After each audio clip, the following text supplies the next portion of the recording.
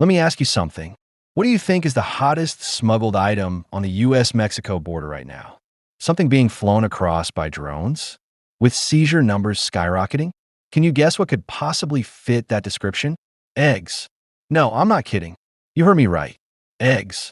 With egg prices soaring in the US and higher tariffs kicking in, people are literally using drones to smuggle eggs across the border. Get this. According to media reports, recent fentanyl seizures at the border numbered around 413 cases. Egg smuggling cases? 5,938.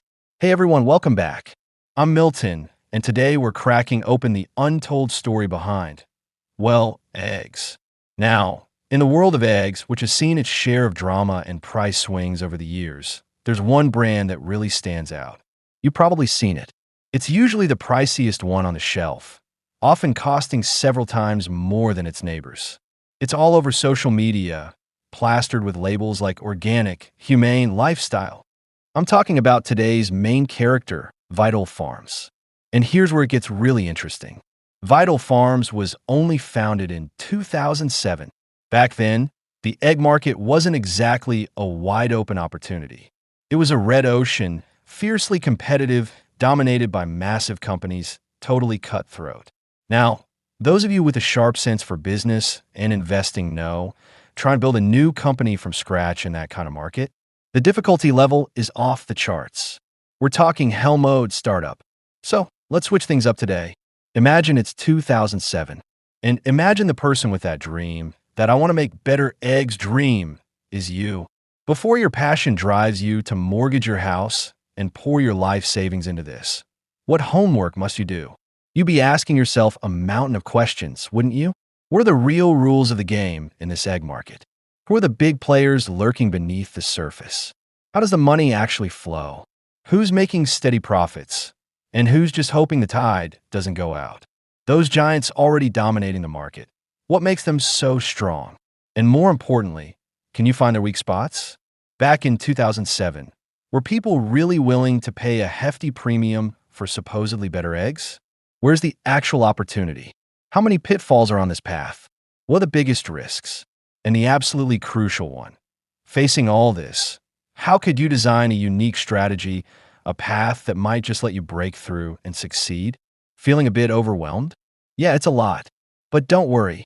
For the rest of our time today, we're going to travel back together to 2007. We'll tackle these make or break questions about your better egg venture, one by one. Think of it as a thorough pre-battle strategy session. Ready? Let's dive in. Okay, so here you are. It's 2007. First things first, let's get the lay of the land. This egg ocean you're about to jump into, how big is it? And what are its basic characteristics? Well, don't underestimate the humble egg. It's one of the most important and accessible sources of animal protein for people worldwide. Think about it. From breakfast stalls in Asia to bakeries in Europe and the Americas, eggs are everywhere. So, we're talking about a massive global market. Back then, annual production was already astronomical, easily in the trillions of eggs. For you, this means the basic demand is definitely there. You're not creating a market out of thin air. However, this demand is tied to the broader economy. When the economy is doing well, like during the global expansion phase around 2007, though of course a storm was brewing, people generally have more disposable income. Demand for protein increases, and since eggs are nutritious and relatively affordable, consumption usually goes up. But here's the interesting part. When the economy takes a downturn, people might eat out less and cook at home more. And because eggs are cheap, they can become that lipstick effect product, a small, affordable comfort or staple, replacing more expensive options like steak or shrimp. So, demand might not plummet. It could even hold steady or slightly increase. See, it has a certain resilience against recessions. For a startup like yours, that's mixed news. The market probably won't collapse entirely, but don't count on a booming economy to automatically make your premium eggs fly off the shelves. One key thing to note, though, economic swings do change how people spend. In good times, they might be more willing to try pricier organic or branded eggs. When money's tight, most will stick to the cheapest basic options. Now, let's talk about something absolutely crucial, the cost lifeblood of this business. You have to keep a laser focus on this. Remember, being in the egg business means you're constantly wrestling with feed costs. Corn and soy meal. Those two ingredients typically make up a whopping 50% to 70% of your total costs. Think about what that means. One swing in international grain prices, and boom, a huge chunk of your potential profit can just vanish. Around 2007, commodity prices were already starting to climb, and whispers of inflation were in the air. This presents a massive challenge for your future cost control. You must figure out how you'll handle this external cost risk that's almost entirely out of your hands. And speaking of feed and cost control, you need to understand why the U.S. became the global benchmark for hyper-efficient, intensive farming. It wasn't just about massive scale and automated equipment. There were also some key technological assists, things we don't often think about. One invention, in particular, was like unlocking a major node on the industry's tech tree: vitamin E. This goes way back to the early 20th century. Scientists studying animal reproduction discovered this mysterious substance, initially called the anti-sterility factor, that was vital for growth. Eventually, they figured out it was vitamin E, the antioxidant we know today, crucial for reproductive health. In animals, it protects cell membranes and slows down the oxidation or spoilage of fats in their feed. This discovery was huge. American research institutions and companies were quick on the uptake, rapidly turning this scientific finding into commercially produced nutritional additives. Fast forward to the period after World War II up to the 1960s. As chemical synthesis technology matured, vitamin E started being added to feed for chickens, pigs, and cows on a massive scale. Now, this didn't just mean feed lasted longer without going bad. That was part of it. More importantly, it significantly improved the animal's growth and overall productivity. This single vitamin, working quietly behind the scenes, was a major driver of the huge efficiency gains in modern American animal agriculture. It's one of the key technological foundations that enabled the large-scale, low-cost chicken farming that created the competitive landscape you're facing. So understand this: the system you want to challenge? Its efficiency advantage is built on deep scientific roots. Okay, so we've touched on the economy, the killer feed costs, and the tech enabling efficiency. Let's quickly look at the characteristics of the egg itself. Eggs have a couple of key traits. They're delicate, and they have a short shelf life. Because of this, very few eggs are traded internationally. Over 97% of global production is consumed within the country or region where it's produced. What does this mean for you? Your primary battlefield is domestic. You won't face much pressure from imports, but you also can't rely on exporting as an easy path to growth. Your success will hinge entirely on how well you understand and operate within your home market. Now, let's zoom in on that home market, the United States in 2007. The U.S. egg industry back then was far removed from quaint family farms. It was a complex, highly specialized, and intensely competitive system. Let's break down the supply chain, starting from the top. Looking upstream, you have the breeding companies.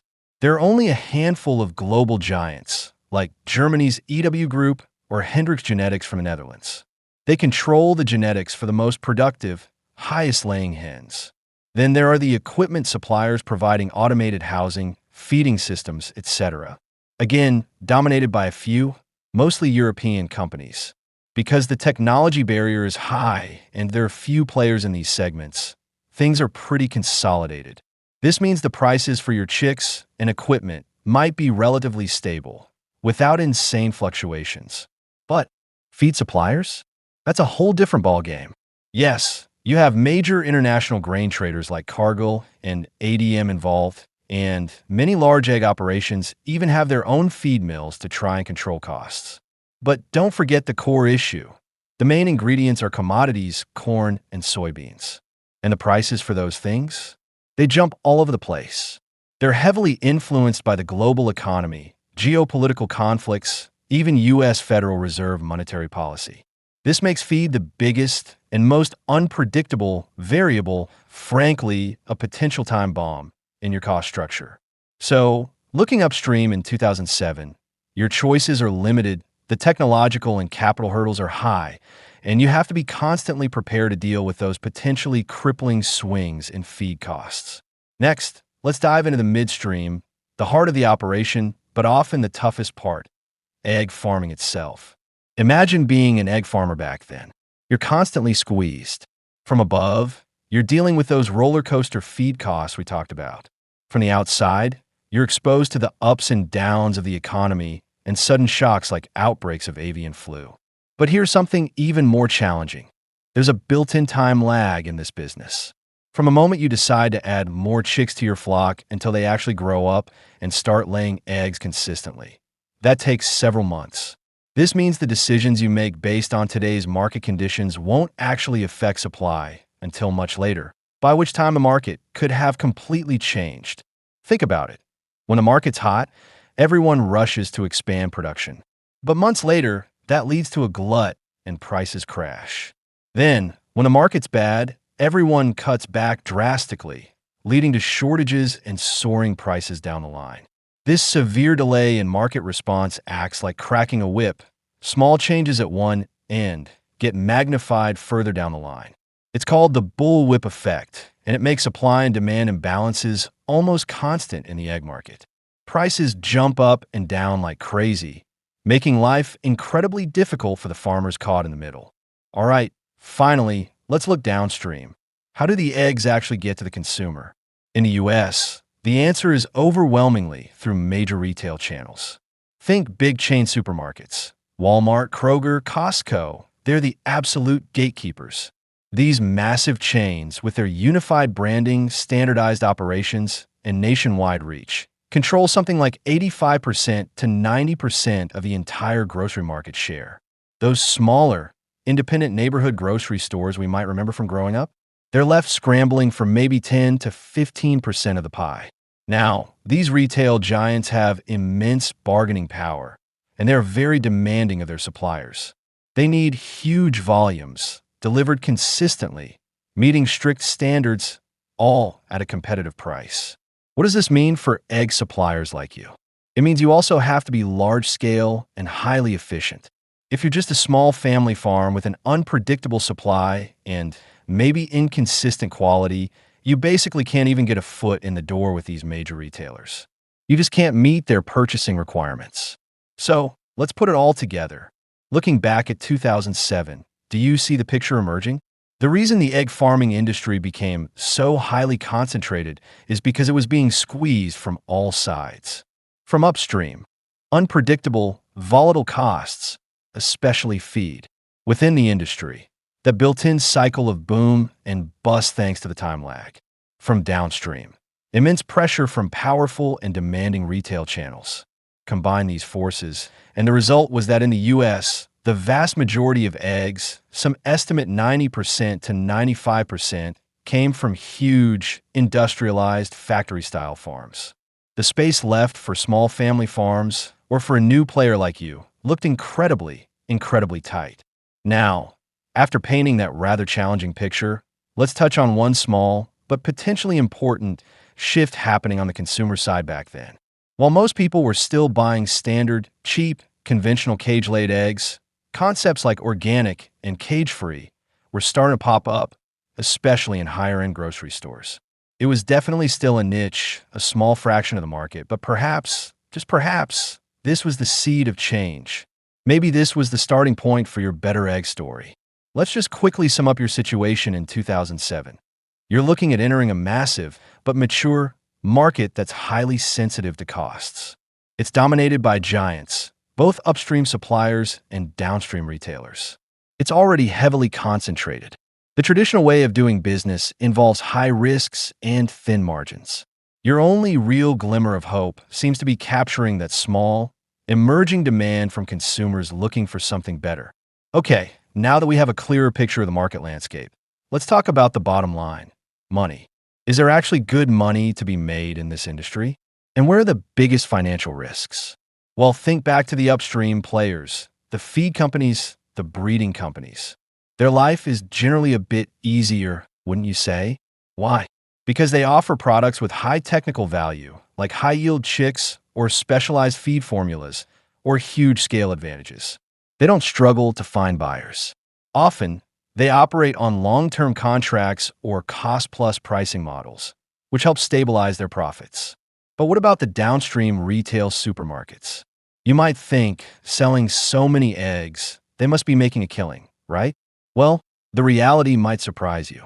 For huge chains like Walmart or Kroger, eggs are often treated as traffic drivers, items priced low to get customers into the store.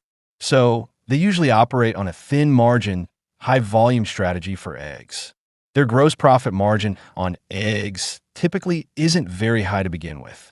But here's something even more interesting. When egg prices get really volatile, these big supermarkets often act as a kind of price buffer. Think about it. Eggs are a daily staple for millions of households.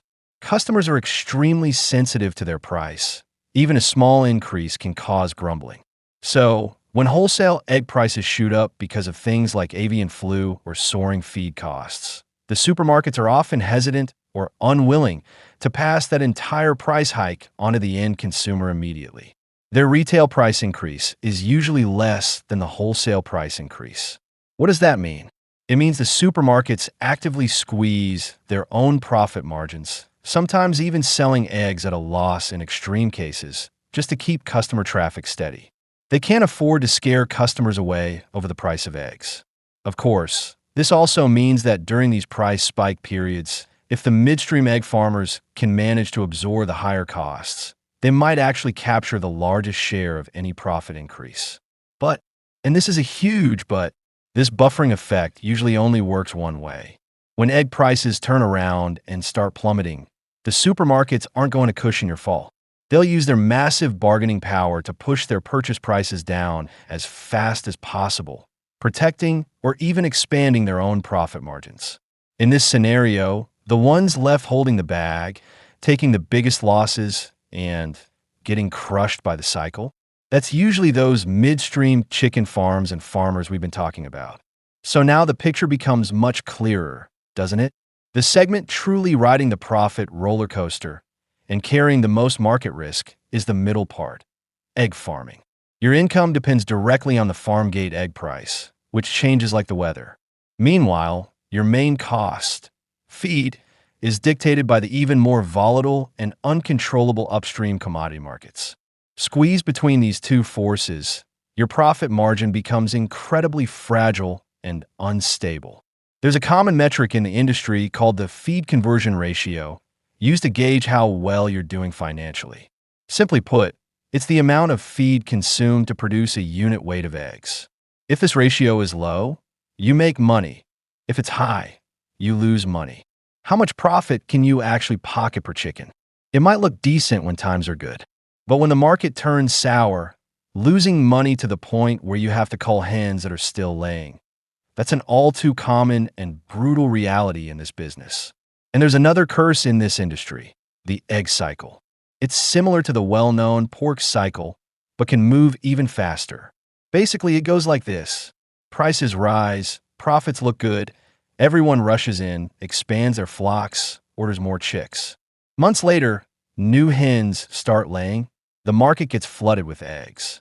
Supply exceeds demand, prices crash, often falling below the cost of production. Farmers lose money, can't sustain it. They start culling older hens, order fewer chicks, cutting capacity. Months later, egg supply tightens, shortages develop. Demand exceeds supply, prices shoot back up. Profits look good again, and we're back to step one, repeating the cycle. See, this cycle feels like an inescapable trap. If you get caught up in the hype during a price peak and borrow money to expand, by the time a new hens start laying, you could run smack into a price crash that wipes you out. As a newcomer like you in 2007, your ability to predict the cycle is weaker, and your financial cushion to weather the storm is thinner. This trap is especially dangerous. So, you have to ask yourself, can your business model be designed in a way that doesn't leave you completely at the mercy of this brutal cycle? All right, beyond that brutal economic cycle, there are other uncontrollable bombs you need to worry about in the egg business. The biggest one? Avian flu. Think back, outbreaks happened before 2007. When one hits, authorities might order a mass cull of bird for miles around. Market supply instantly plummets, and egg prices can shoot through the roof. Now, for farmers not affected, that's a potential windfall. But if you're the one hit, it's a total wipeout, potentially catastrophic. Then there's extreme weather. Intense summer heat waves can cause hens to lay fewer eggs. Winter blizzards can shut down transportation. These events just add more chaos to an already volatile market. So here's the stark warning for you. Standing there in 2007, the traditional profit model in this industry is incredibly fragile. The risks from economic cycles and sudden disasters are extremely high. You absolutely must find a business model that allows you to add more value to your product, stabilize your income, and build resilience against these risks. Otherwise, your startup journey is going to be exceptionally tough. Now, we have to address the elephant in the room: Cal-Maine Foods. Back in 2007, Cal-Maine was already the largest fresh egg producer in the United States, and indeed, the world. To figure out how you can survive, you first need to understand how they play the game. Cal-Maine's model is the textbook example of industrialized, large-scale egg production. They are frighteningly efficient. Rumor had it their hens were pushing close to 300 eggs per year, near the biological limit. That's efficiency. Let's break down their success. It really stands on a few key pillars. First, extreme scale and vertical integration. You need to understand, Cal-Maine doesn't just raise chickens. They control almost the entire chain, from upstream feed processing, breeding stock hatching, and raising young pullets, through the midstream egg-laying operations, all the way to downstream egg grading, packaging, and logistics. They own practically the whole process, cradle to grave. This gives them immense control over both costs and quality throughout their entire operation. Second, underpinning everything is their cost leadership strategy. Their sheer size means they get rock-bottom prices on feed. Standardized procedures combined with heavy automation maximize their production efficiency. And having production facilities spread across the country optimizes their logistics costs. The bottom line? When it comes to producing a standard conventional egg, their unit cost is likely the lowest in the industry. That's their core, hard-hitting competitive advantage. Third, they have incredibly powerful and pervasive channel access. They're a primary supplier to those retail giants we talked about: Walmart, Kroger, you name it. Think about what it takes to consistently satisfy those massive, demanding customers. It means your supply capability, pricing, and product quality have to be absolutely top-notch and reliable. And here's a fun fact. Even a seemingly higher-end, heavily advertised brand like Eggland's Best, Cal-Maine is one of their major suppliers too. So you see, they can pump out the basic, high-volume eggs and supply the branded, upgraded options. They cover the market spectrum, making them a perfect one-stop shop for large retailers who need massive volumes across different egg types. Those retailers love partnering deeply with suppliers like Cal-Maine. So Cal-Maine's game is classic B2B commodities. Scale equals efficiency. Efficiency equals cost advantage, and cost advantage wins. But don't just think of them as a lumbering giant solely focused on expansion. Their operating philosophy is also quite savvy and smart. This company was founded way back in 1957. They're old hands at this game. They've weathered plenty of storms and undoubtedly watched countless overly aggressive competitors collapse during crises. For instance, they definitely lived through the devastating U.S. farm credit crisis of the 1980s, which bankrupted legions of farmers. Highly leveraged players without strong integration got absolutely hammered back then. Cal-Maine learned those lessons. Having been around the block since 1957, Cal-Maine placed a huge emphasis on financial stability. When egg prices soar and profits boom during the upcycle, they don't get giddy and leverage up for crazy expansion like some others might. Instead, they prudently return a portion of those earnings to shareholders through stable dividends. And the rest of the cash? They hoard it. Waiting for what? Waiting for the industry cycle to hit rock bottom, for egg prices to crash, and for their competitors to be bleeding cash and desperate to sell off assets. Then, Cal-Maine, armed with its thick cash reserves, steps in as the buyer of last resort, snapping up struggling rivals at bargain prices. It's a steady, smart, and ruthless strategy. It allows them not only to protect themselves during downturns, but to actually expand countercyclically. That's their secret sauce for growth. Save and pay dividends in good times, then go bargain hunting during bad times, steadily snowballing their size. So where does their growth actually come from? If you look back, say from 2010 to 2020, their production capacity grew by about 30%. Part of that, yes, came from continuously acquiring competitors and gobbling up market share. But their organic growth faces some pretty clear ceilings. First, there are only so many eggs Americans can eat. Per capita consumption is already quite high, making explosive growth unlikely. Second, eggs have a limited economic shipping radius, usually within a few hundred miles due to the need for a constant cold chain and careful handling. This makes large-scale international export difficult and caps their expansion potential.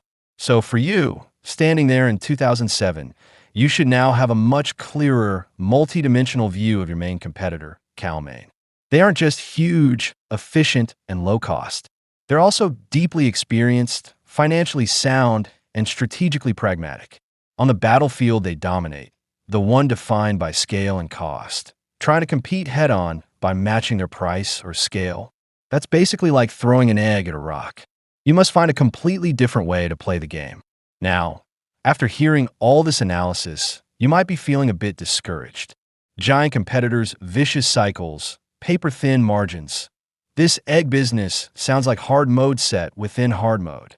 But wait, remember, the places with the greatest danger often hide the greatest opportunities. When you're up against a master, you don't just stare at their powerful fist. You look for the openings when they turn. Let's look closely again at the market in 2007. Was it really a solid block of steel? Or were there some subtle, yet significant, cracks starting to appear? First crack, a rising awareness of health and quality. Around that time, organic wasn't a strange concept anymore. Natural food stores like Whole Foods were transitioning from niche players to gaining broader attention. People were starting to care more about what they were eating. It wasn't just about having enough food. The desire for good food was growing, safer, more natural, fewer additives, even if good was still vaguely defined. The underlying demand was undeniably increasing. Second crack, the sparks of animal welfare concerns. Let's be honest, cage hens doesn't sound great, does it? While it was far from a mainstream issue back then, societal reflections on industrial farming methods and concerns about animal welfare were starting to surface in discussions here and there. Some socially conscious consumers were beginning to question our relationship with our food and the animals that produce it. Third crack, a growing need for transparency and story. After various food safety scares over the years, consumer distrust about food origins was actually on a rise. People increasingly wanted to know where their food came from and how it was produced. Wouldn't a product that could honestly tell you its life story be incredibly appealing? Fourth crack, the emergence of premium retail channels. Retailers like Whole Foods weren't just selling groceries. They were curating and promoting a certain lifestyle. They were willing to give precious shelf space to new, smaller brands that fit their natural, organic, high-quality criteria, even if those brands commanded a higher price. This opened up a crucial window, a way for a better egg entrepreneur like you to bypass the traditional mass-market retailers and connect directly with your target audience. Okay, so keeping those market cracks in mind, let's look back at that behemoth Cal-Maine. Does their dominant model maybe have some potential gaps? Some vulnerabilities we could exploit? First off, the missing brand image. Cal-Maine is powerful, yes, but it's practically invisible to the end consumer. The generic store brand eggs you buy? Good chance Cal-Maine produced them, but you'd never know. This means they have almost zero emotional connection, zero brand loyalty with the actual people eating their eggs. That's a huge value vacuum right there. Second, could they be slow to react to new trends? Think about it.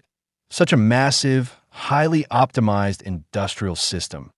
Wouldn't it be like a giant ship, incredibly hard to turn quickly to adapt to emerging consumer demands for better animal welfare, different flavors, Or maybe a preference for small and beautiful production?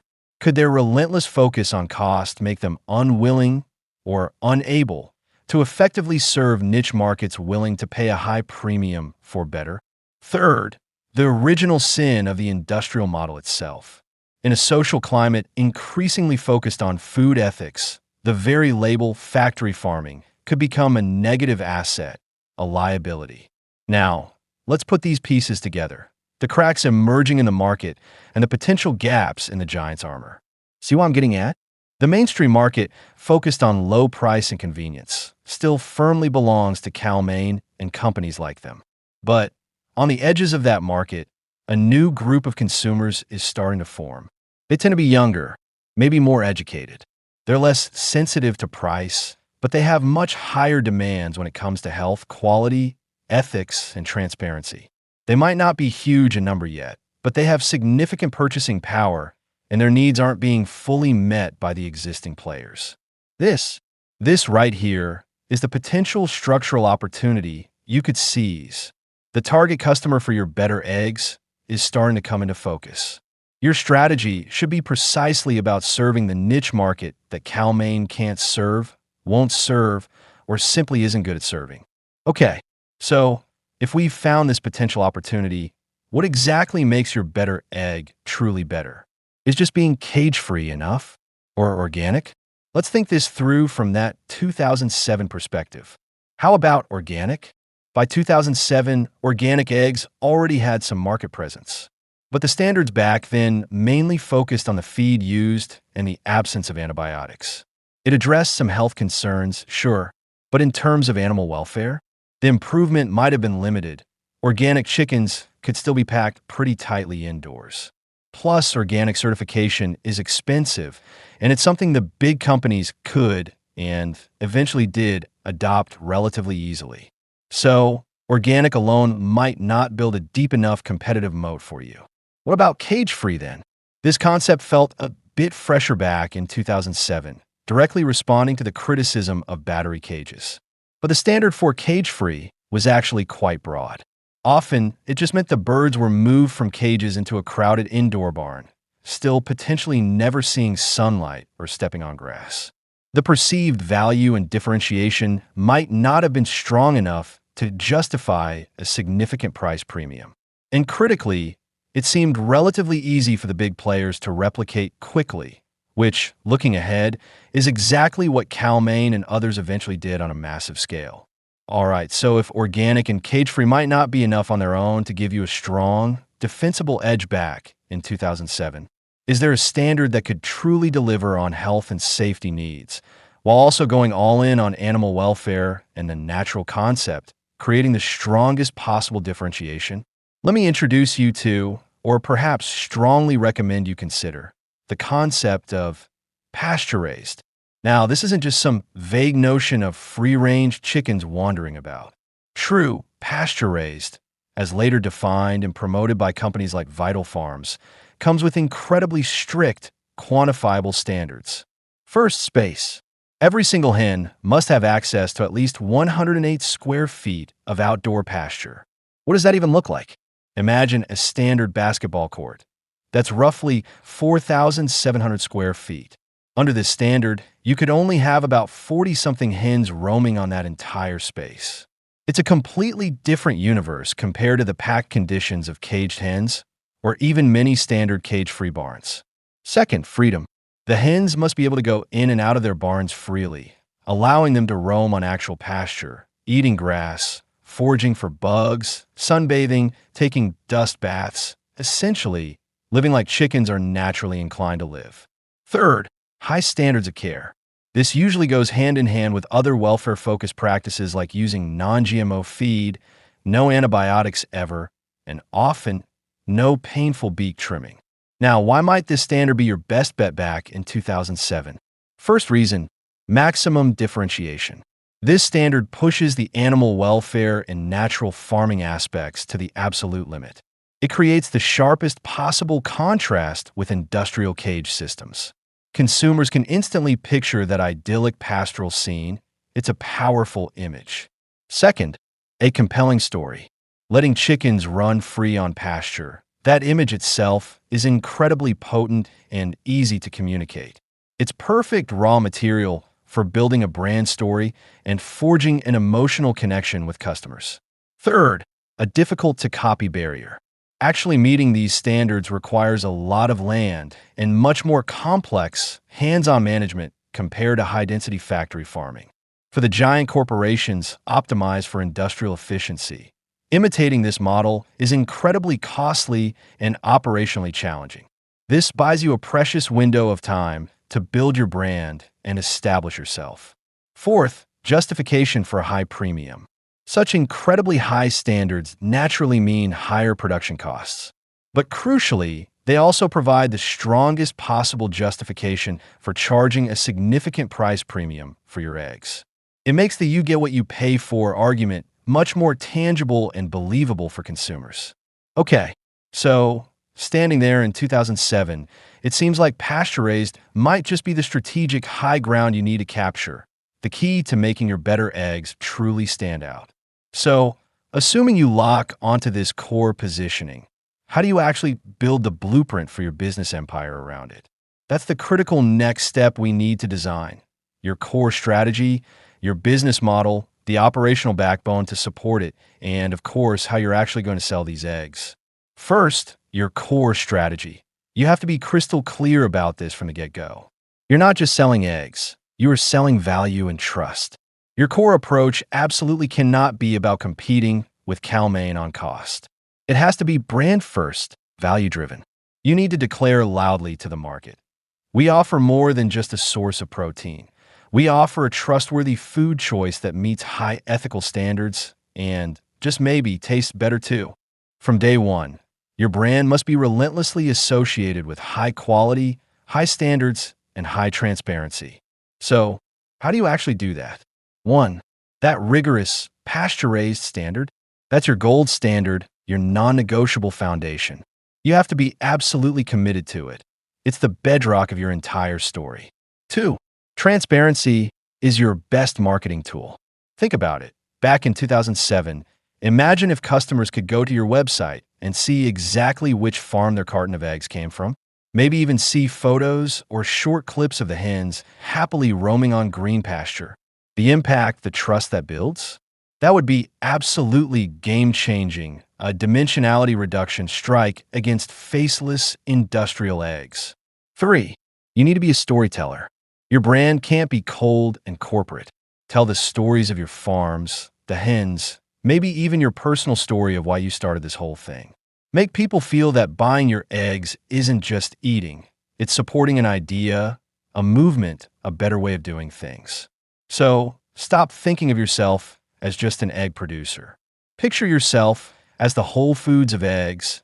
You're selling a sense of identity, a lifestyle choice. Next up, designing the business model. This determines whether your company's skeleton is more like a cumbersome elephant or an agile leopard. Sure, you could try to imitate Cal-Maine, pour massive amounts of capital into building huge farms, integrating vertically. But seriously, think about the cost, the time involved, the immense risk. So, let me suggest a smarter path, one much better suited to your role as a challenger. Build an asset-light network of cooperative family farms. What does that mean? It means you don't actually own and operate all the farms yourself. Your core strength isn't raising millions of chickens. It's building the brand, setting and enforcing the standards, handling marketing and sales, and crucially, managing a network of farmers. You define that strict pasture-raised standard. You build the brand recognition and buzz. You open the doors with retailers like Whole Foods. And you recruit, train, and support a community of independent family farmers who believe in your mission and standards. What do the farmers do? They provide the land and the labor. They raise the hens meticulously according to your high standards. And how do you connect? Through long-term contracts and share value. You need to offer these farmers a stable and attractive price for their eggs. Maybe guarantee a significant premium over the volatile market price, insulating them from that brutal egg cycle meat grinder. You could even offer support with things like non-GMO feed or chick sourcing. This gives them the security to focus on producing top-quality eggs for you. And what do you get? A reliable, high-quality, standard-compliant egg supply, freeing you up to concentrate on building the brand and conquering the market. See the difference? This is totally unlike Cal-Maine's my land, my rules, heavy asset empire model. Your approach is more like building a platform or organizing a farmer alliance. The advantages are obvious. You need much less capital to get started. Theoretically, you can scale much faster, find another qualified farm, and you add capacity. You diversify your production risk. If one farm has a localized problem, weather, disease, it doesn't take down your whole operation. Of course, as they say, there's no such thing as a free lunch. This network model, while attractive in some ways, places extremely high demands on your management abilities. Think about it, coordinating hundreds of dispersed independent farmers, getting them all aligned with your vision, all adhering perfectly to the same strict standards, that's arguably much harder than managing a single factory. Plus, your entire egg supply depends on these partners. Their stability, their loyalty, that's directly tied to your company's survival. So, while this model can give you incredible leverage, like a jiu-jitsu move against the giants, poor management could cause the whole thing to collapse like a house of cards. If you choose this path, you need to go in with your eyes open, fully prepared for this management challenge, and confident you have the capabilities. All right, let's talk about the lifeline that holds this model together: quality control and supply chain management. Having a great concept and a clever model isn't enough. You have to ensure that every single egg that reaches the consumer lives up to that premium price tag and the promises you've made. So, job number one is rigorously selecting your farm partners and binding them closely to you. Don't just look at whether they have enough land. You need to assess if the farmer truly buys into your philosophy, if they're reliable, if they're the right kind of people to partner with. You'll need to invest resources in empowering them, provide training, help with planning, make them feel like working with you offers them a real future and a sense of dignity. You're building a partnership, not just a supplier-buyer relationship. Second, you need an iron fist when it comes to quality control.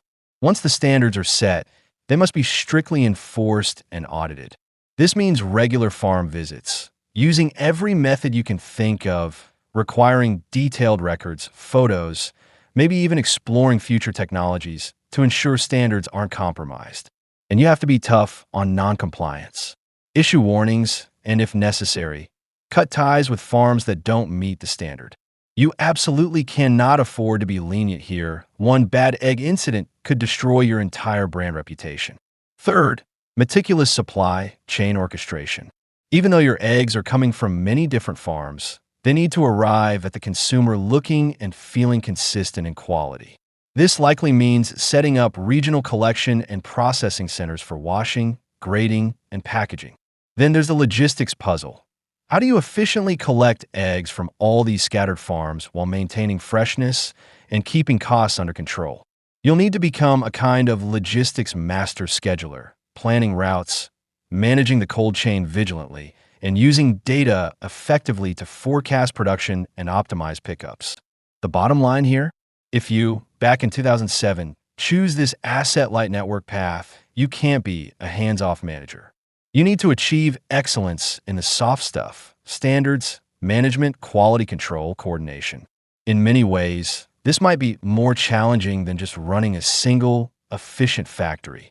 Finally, let's talk about channels and marketing strategy. How do you get your carefully crafted good eggs into the hands of the believers willing to pay for them? Since your eggs are positioned as premium, your channel choices need to match. Initially, forget about trying to storm Walmart and fight Cal-Maine on price. That's just foolish. Instead, you should focus laser-like on high-end supermarkets and natural/organic food stores like Whole Foods back then. The customers who shop there perfectly match your target demographic. They understand and are more willing to accept your higher price point, and the store itself lends credibility to your brand. It's about matching the venue to the value proposition. Your marketing emphasis shouldn't be on discounts. It needs to be on continuous storytelling and communication. Your packaging is your best billboard. It needs to cleverly convey your standards, your philosophy, maybe even feature a story from one of your farms. You need to leverage the internet tools available in 2007, build a compelling website, maybe start a blog, to explain why your eggs are different and why they command a premium price. Remember, transparency itself is your most potent marketing weapon. And find creative ways to encourage those crucial early adopters to share their positive experiences and build word-of-mouth buzz. As for pricing, you need to be bold. Your high standards, your brand investments, the fair compensation you're providing to your farmer partners, all of this needs to be reflected in the price. High pricing isn't just about covering costs. It's a clear statement about your brand's positioning. You need to confidently tell the market, yes, we are different. And yes, we are absolutely worth this price. Okay, so at this point, the blueprint for your business model is essentially drawn up. Let's recap. You're taking a differentiated path centered around a high-standard, high-value brand, Pasture-Raised. You'll achieve production through an asset-light network of cooperative family farms, and you'll reach your target consumers through precise channel selection and marketing strategies. Every step requires careful planning and powerful execution. Sounds pretty exciting, right? Standing there in 2007, looking at this blueprint, pasture-raised, brand-driven, network-powered, you might feel like success is waving at you from just down the road. Hold on. Don't pop the champagne just yet. In the world of startups, having a great idea and a smart strategic design is far, far from enough. We now have to take the most critical step, a brutal reality check. This path you've chosen, the one that seems to go against conventional wisdom, can it actually work financially? How much ammunition, how much capital will you need? And what hidden landmines are buried along the way that could blow your whole venture to pieces? Let's try to run some rough numbers, a kind of financial forecast, to see what the bare bones picture might look like if you really follow this path. On the revenue side, your story could be quite compelling initially. Starting from zero, with a novel product and precise positioning, your annual sales growth rate might look fantastic, maybe doubling year over year or growing 30 to 50%. That's definitely possible. But don't get carried away too soon. That's just the growth rate. The absolute sales numbers will start small. Whether you can sustain that high growth and build a truly large business depends entirely on how deeply your brand resonates, whether you can keep expanding your distribution channels, and maybe even your success in launching new product lines down the road. So, huge potential, yes, but heavily dependent on your execution. Now, let's look at the cost side. Here, you need to tighten your belt and mentally prepare for a potentially long period of burning cash.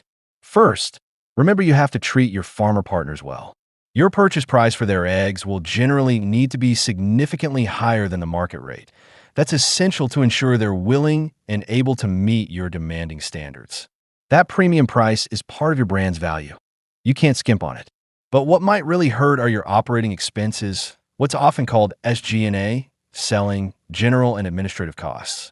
Think about it. You need to invest heavily in building your brand, right? You need a team to manage potentially hundreds of dispersed farms, right? You need to handle complex logistics, right? None of that comes cheap. Compared to Cal-Maine's B2B model, which requires very little advertising and is hyper-efficient operationally, your operating expense rate could be several times higher. So, when you put revenue and cost together, your profitability picture might look a bit, well, awkward. Your gross margin should actually look pretty good. After all, you're selling at a premium price that brand value is built in. But, and it's a big but, that attractive gross profit might barely hit your bank account before it gets chewed up by those sky-high operating expenses. This means that in the early years, potentially for quite a while, your net profit margin could be very thin, or you might even be operating at a loss. Most of the money you make will have to be plowed right back into nurturing the brand and expanding your network. This is a completely different financial dynamic than Cal-Maine's model of making big profits in good times and big losses in bad times. You need the mindset and the discipline to trade today's profit for a larger market share tomorrow. Finally, let's talk about funding. Even though you chose an asset-light model, avoiding the massive capital expenditures for factories and equipment that Cal-Maine undertakes, don't think for a second that makes things easy. Your investments in the soft side, brand, marketing, management systems, supply chain technology will require substantial, continuous infusions of cash. This means you need an incredibly strong ability to raise capital. And crucially, you need to find investors who truly understand your long-term vision and have the patience to see it through. This is not a get-rich-quick scheme. It's a long game, potentially a decade-long endeavor requiring unwavering commitment. Okay, enough about the money for now. Let's talk about risks. Choosing innovation means walking a path others haven't. It inevitably comes with its own unique set of potholes. These risks are different from the cyclical or disease risks that keep Cal-Maine executives up at night. These are risks specific to your chosen path, and some could be fatal. You need to keep your eyes wide open.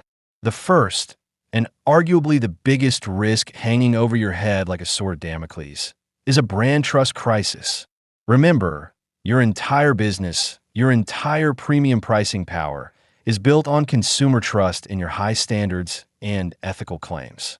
If that trust ever breaks, say, news leaks that one of your farms was cutting corners, or your marketing claims don't match reality, the consequences would be devastating. Consumers would feel betrayed, like they'd been played for fools. Your brand premium could evaporate overnight.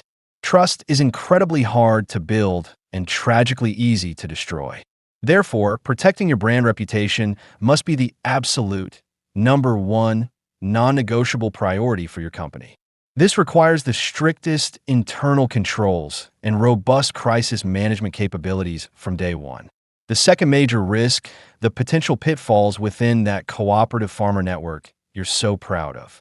Managing hundreds of independent, dispersed farms? That's a monumental challenge in itself. If your management system isn't up to snuff, your supply chain could easily break down. What happens if supply becomes unreliable?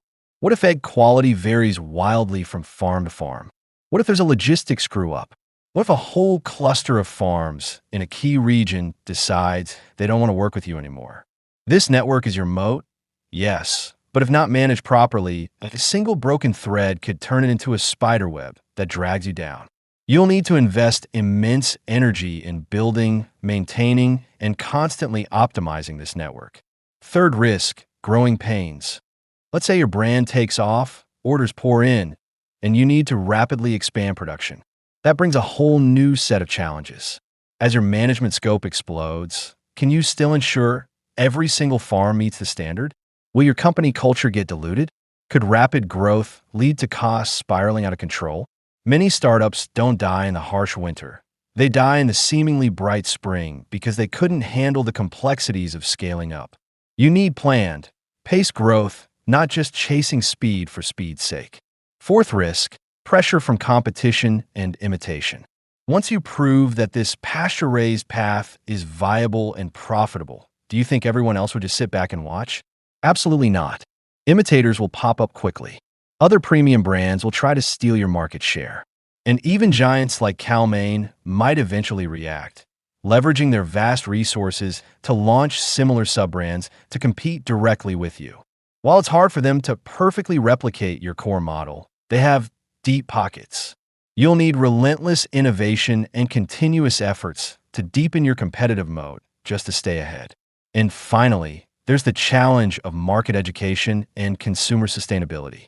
Convincing a broad audience to consistently pay a high premium for eggs isn't an overnight task. It requires ongoing investment in educating the market and communicating your value proposition.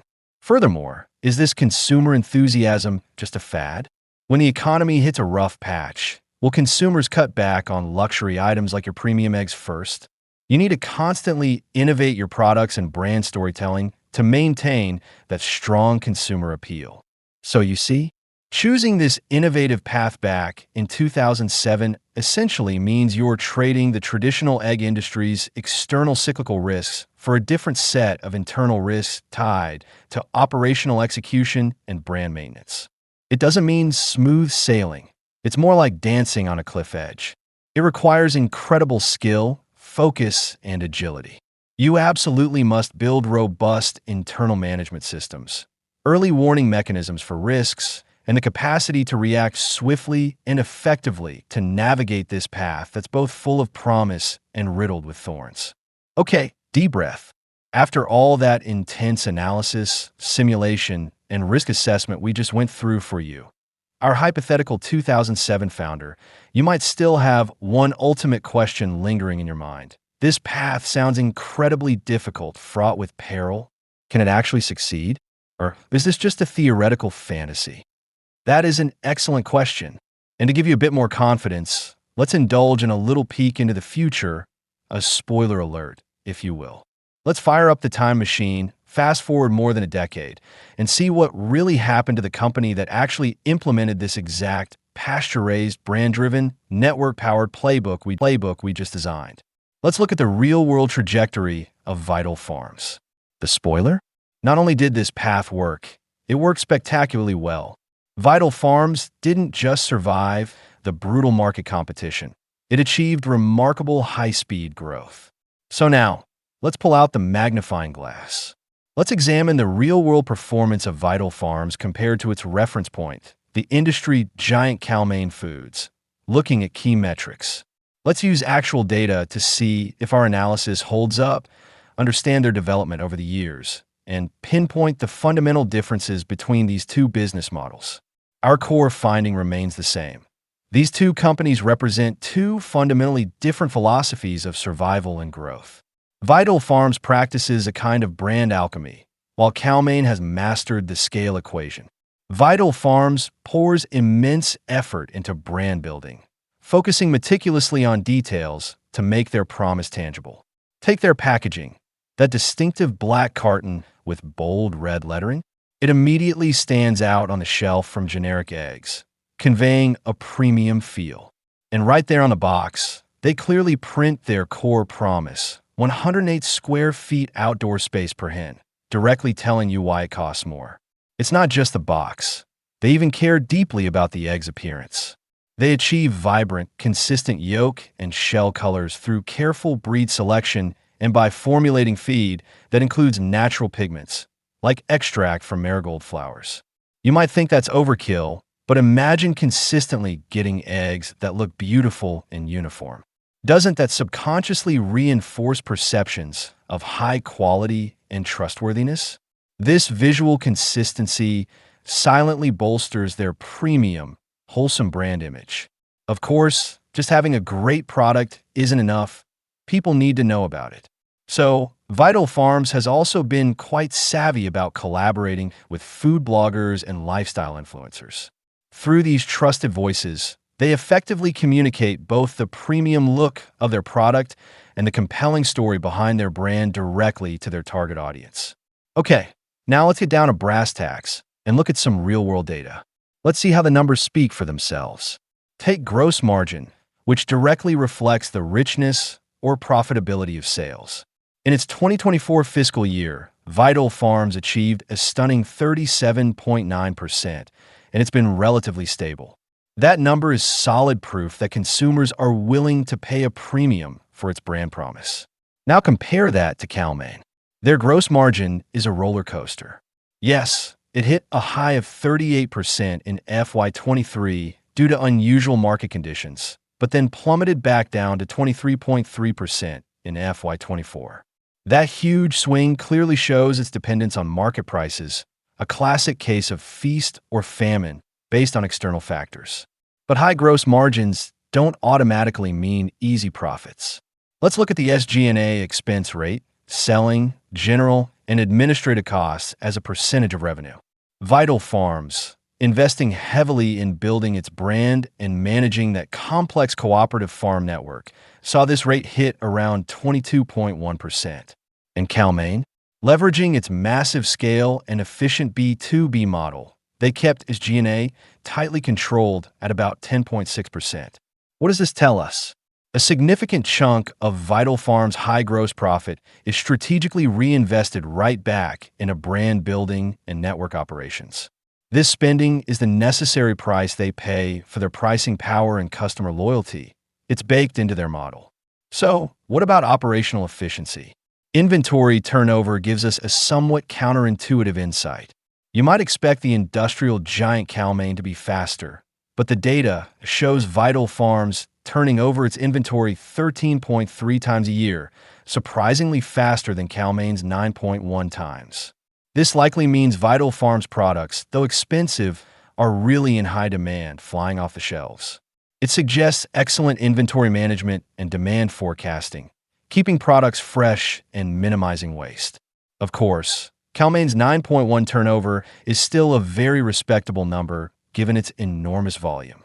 Next, let's look at capital expenditures, CapEx, where the difference in models becomes starkly obvious. Cal-Maine is the classic heavy asset player, investing a massive $147 million, 6.4% of revenue, in FY24 just to build and maintain its vast production facilities. VITL Farms, on the other hand, is relatively lighter, spending about $28.6 million for 0.7% of revenue in the same year, though they do plan future investments in key processing facilities. They've effectively outsourced much of the heavy capital investment of farming itself to their network partners.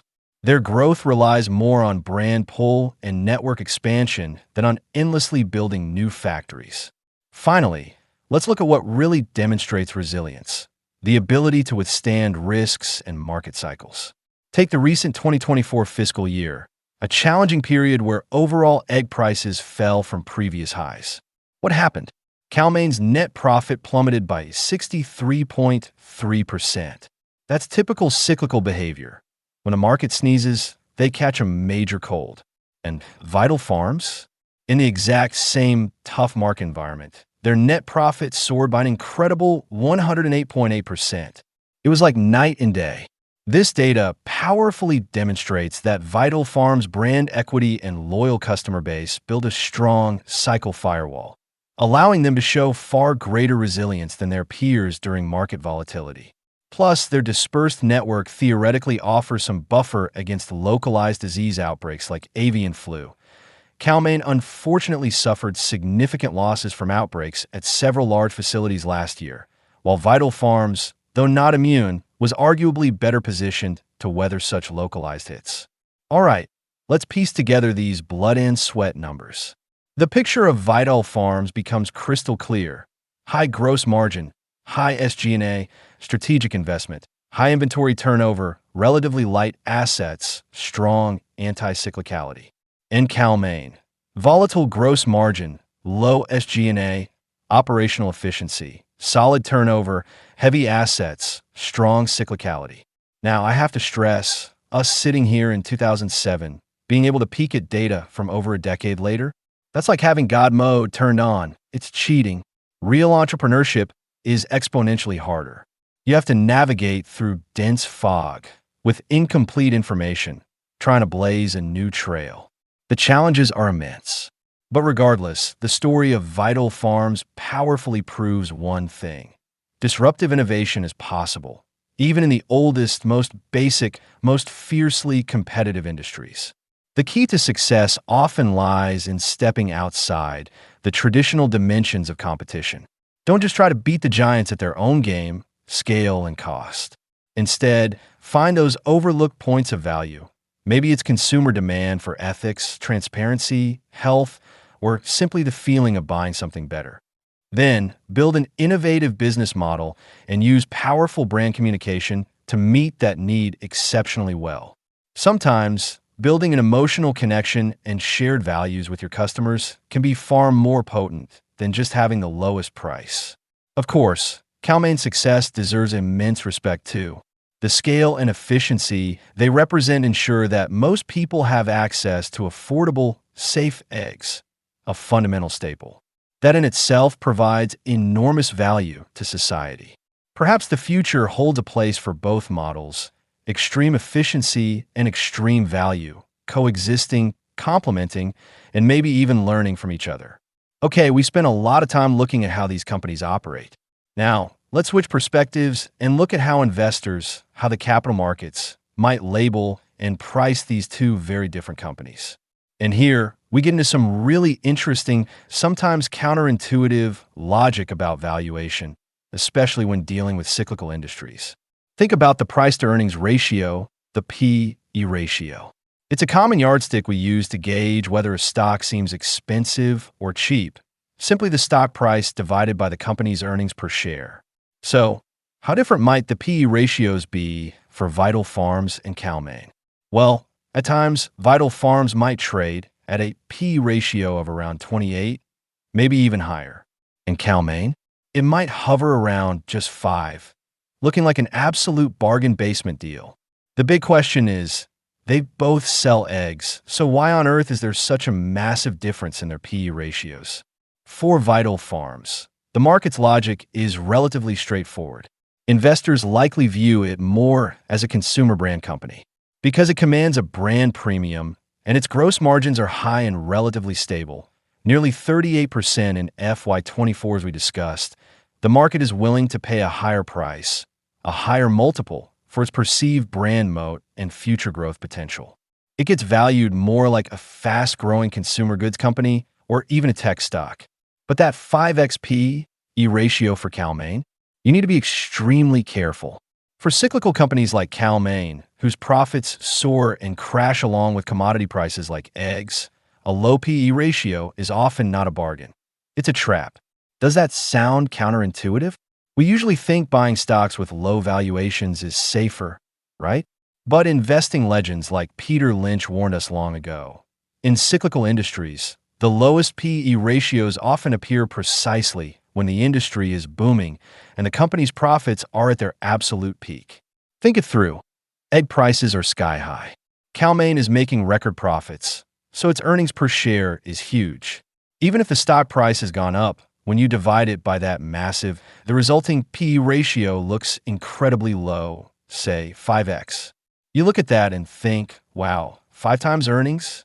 That's dirt cheap. It'll pay for itself in 5 years. So you jump in and buy. And then what happens? Egg prices don't stay in the stratosphere forever. When they inevitably turn downwards, Cal-Maine's profits collapse, sometimes even turning into losses. Suddenly, that low P/E ratio you bought explodes into an astronomically high number because the denominator shrinks dramatically or goes negative, and your stock price has likely tanked.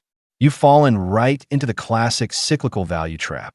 So, paradoxically, in cyclical industries, the real investment opportunities might actually emerge when the P/E ratio looks high or even non-existent because the company is losing money. Why? Because that often signals the industry has hit rock bottom and company performance is terrible. But if the company is fundamentally strong enough to survive the downturn, its profits and stock price are likely to rebound sharply when the cycle eventually turns positive again. It's about being greedy when others are fearful, but only if you're confident the company won't go bankrupt in the meantime. You see similar valuation patterns in other classic cyclical sectors, like oil. So, that 5x P/E for Cal-Maine and the 28x P/E for Vital Farms, they reflect far more than just different business models. They show the market applying completely different valuation frameworks and cyclical expectations to these two companies.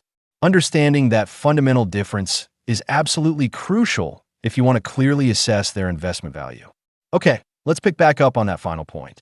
Regarding this agonizing issue of egg prices constantly riding a roller coaster, causing so much pain for people in the industry, let's try to elevate our thinking one last time. Let's talk about a mindset, a way of thinking that can help you not just survive these cyclical swings, but maybe even find opportunities within them. Think of it like playing poker or chess. You can't just focus on the cards in your own hand or your own pieces on the board. You have to constantly consider what the other players at the table are likely to do, because your success or failure heavily depends on the outcome of everyone's collective actions. Consider this. When egg prices are ridiculously high, let's call them golden eggs. If you're an egg farmer, what's your gut reaction? It's almost certainly, wow, ramp up production, add more chickens. Let's cash in big time while the going is good. For you, individually, that logic seems perfectly sound, almost undeniable, right? But here's the critical question. These golden egg prices you see, do you think the thousands of other competitors in the market don't see them too? Won't they be thinking the exact same thing as you? Almost certainly, the lure of profit is universal. Okay, so if everyone, spurred by high profits, rushes to expand their flocks simultaneously, what's going to happen to the market a few months down the line? Exactly. The market gets flooded with eggs, supply vastly outstrips demand, and prices can suddenly collapse, maybe even falling below your cost of production. See what happened? The decision that seemed most rational and directly beneficial for each individual, expanding production, leads to a collectively disastrous outcome where everyone suffers from crashing prices and losses. It's like a prisoner's dilemma scenario on a massive scale. If everyone just showed a little restraint, maybe scaled back slightly together to maintain a healthier supply-demand balance and stable prices, the entire industry and most players would be better off in the long run. But driven by individual short-term gain, everyone rushes to grab more profit during the peak, collectively turning a good situation into a bad one. Now, think about the reverse situation. When egg prices crash into the basement and you're losing money on every carton, maybe even considering shutting down, what's your first instinct? Probably, I can't take this anymore. Sell off some hens, cut my losses. Again, for you individually, stopping the financial bleeding seems like the rational move. But if you're hurting badly, aren't most other farmers hurting too? Won't they be thinking the same thing in a state of panic, rushing to slash their capacity? If the majority of producers drastically cut back on their flocks, what happens next? Very quickly, the supply of eggs will shrink dramatically. As long as demand is still there, prices are likely to rebound sharply, maybe even overshooting upwards because of the previous excessive cuts. And who benefits then? Those who manage to grit their teeth and hold on, or maybe just cut back more moderately, are positioned to catch the next wave of high prices. Those who panicked and exited too early are left kicking themselves. Notice the pattern here? In both scenarios, the gold rush expansion at the peak and the stampede for the exits at the bottom, the underlying thinking trap is the same. We tend to react instinctively only to the immediate price signal and our own direct self-interest.